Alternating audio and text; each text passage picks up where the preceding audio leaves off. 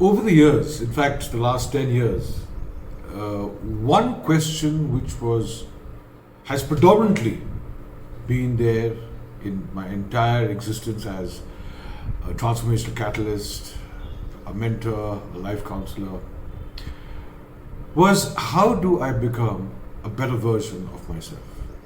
So I thought today, why don't we talk about this, you and I? How do we become a better version of myself? I'm sure this plagues you like it plagues many people on planet Earth. It plagued me too, many, many years back. And let me tell you how I discovered how to become a better version of myself constantly. And it all began with my geography teacher in school telling us a story which stayed with me all these years.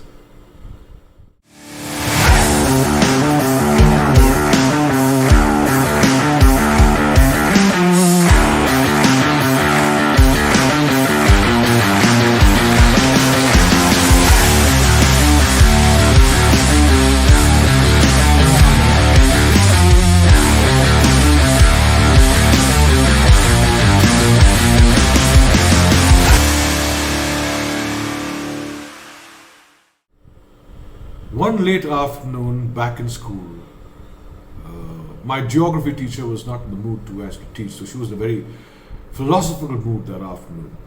And so she told us a story. She talked about an artist who once walks up to the king and says, "Your Majesty, can you give me a wall where I can do a painting for you? And I can assure you that it'll be a masterpiece just for you." So the king was absolutely flattered and he said, "Of course, why not?" So he orders his subjects to give him a wall to paint on. And just then, another artist walks up behind him and says, "Your Majesty, can you give me a wall opposite this artist's wall?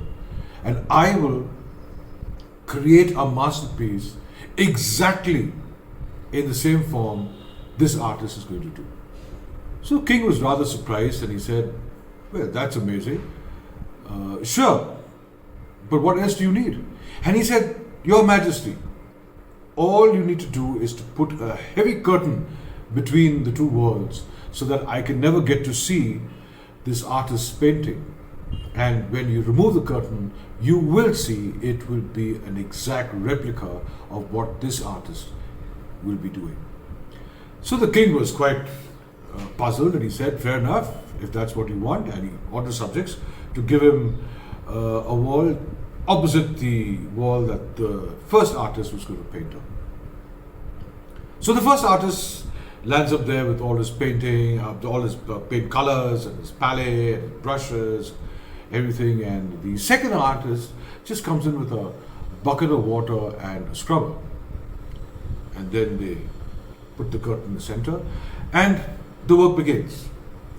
The creative work begins. After a month, the first artist goes up to the king and says, "Your Majesty, my painting is ready. Please come and see it."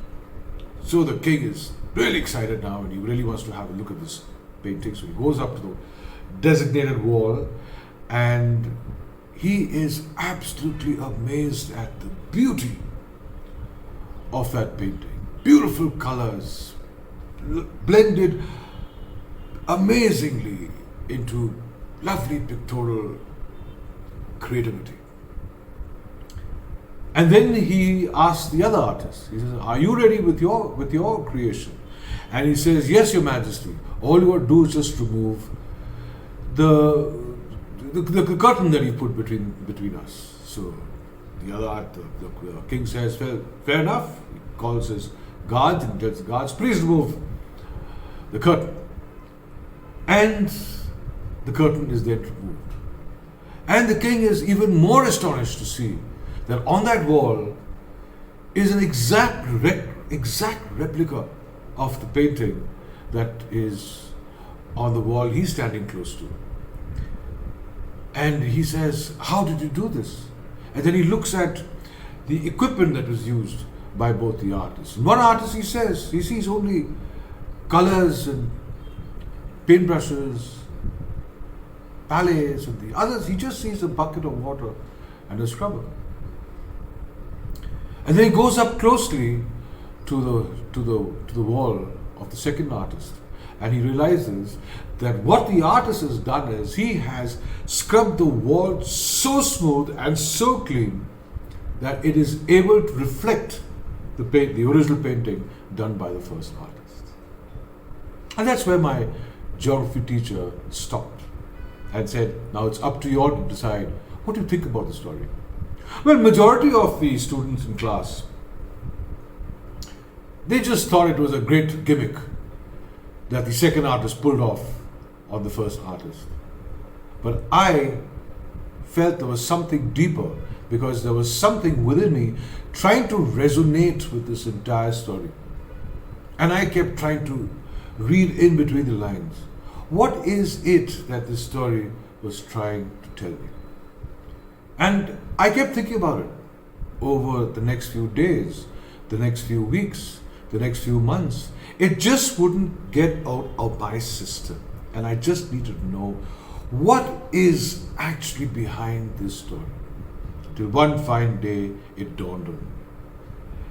And when I discovered for myself what the story actually was trying to tell me, I discovered a way to always work towards being a better me every moment of my existence. And here's what I thought. The first artist, this is beautiful painting. To me, it was all about the strengths, all about the wonder, the powerful powers that we have within us, instilled by the Almighty and the universe. And the other wall? The other wall was our mind. The cleaner it is, the more it will reflect what we possess within us. And this discovery got me so excited. I realized that your mind could either be your friend or it could be your enemy, depending on how you cultivate it, how clean you keep it. It's very correctly said by someone that the mind is like a parachute. It works best only when it's open.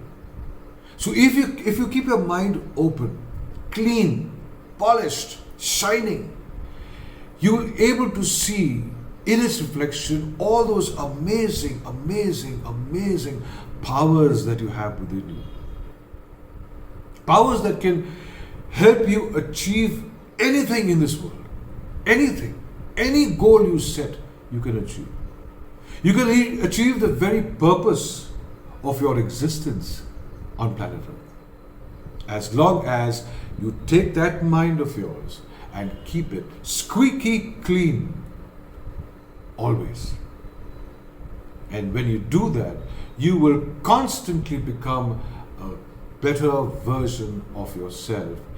Every moment, believe me, every moment of your existence, because you would have found and discovered, in fact, all the beautiful powers that exist in you to make you an amazing you.